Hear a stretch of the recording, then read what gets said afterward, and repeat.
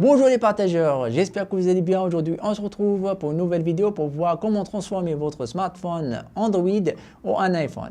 Sur Play Store on retrouve plusieurs applications qui nous permettent d'avoir cette même apparence, mais dans cette vidéo on va voir l'application la plus complète à mon avis pour voir cette apparence de l'iPhone de iOS 14 ou 15 ou les prochaines iOS qui vont sortir. Je pense que cette application va se mettre à jour.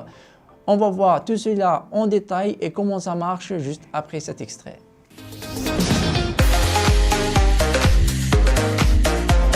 Donc, pour avoir cet effet, il faut télécharger l'application. Vous allez trouver le lien de cette application dans la description et lui donner les accessibilités, comme vous le voyez ici, l'accessibilité d'accéder aux autres applications, l'accessibilité aux notifications pour qu'elle puisse afficher les notifications directement dans l'application dans la slide bar. Et appuyer sur Get Started pour pouvoir commencer. Et comme vous le voyez ici, on retrouve les mêmes icônes, les mêmes notifications et le même slider. Comme vous le voyez ici, le même slider que l'iPhone. Donc, on a presque la même apparence qu'on retrouve dans le système iOS d'iPhone.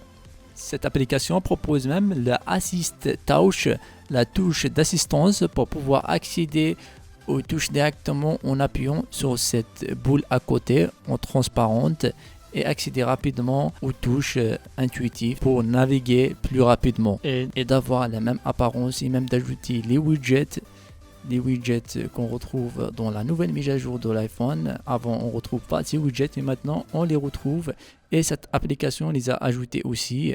Donc vous pouvez ajouter les widgets avec cette nouvelle mise à jour pour pouvoir afficher la météo, le pourcentage de la batterie et beaucoup d'autres widgets qu'on peut trouver utiles. Et si cette application vous plaît, il suffit juste de la sélectionner comme le launcher par défaut, le lanceur par défaut pour pouvoir la trouver directement sur votre smartphone sans passer par le launcher préinstallé du constructeur de votre smartphone. Et vous allez retrouver tous les paramètres pour pouvoir personnaliser par exemple le Control Center, comme vous le voyez ici, choisir l'application dans le Control Center ou même d'autres paramètres comme le X Home Bar, la barre de Home pour pouvoir la personnaliser aussi, les thèmes. On retrouve beaucoup de choses qu'on peut les personnaliser directement en allant dans les settings, le paramètre général de l'application. Vous allez trouver tout ça pour pouvoir la personnaliser à votre guise aussi.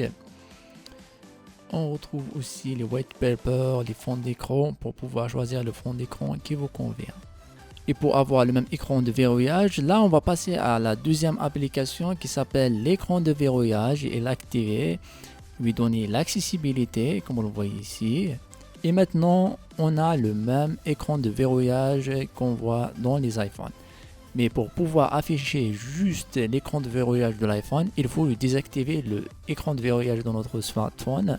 Pour cela, il faut activer le mode développeur en allant dans les paramètres et appuyer sur la version de votre smartphone jusqu'à que le mode développeur soit activé.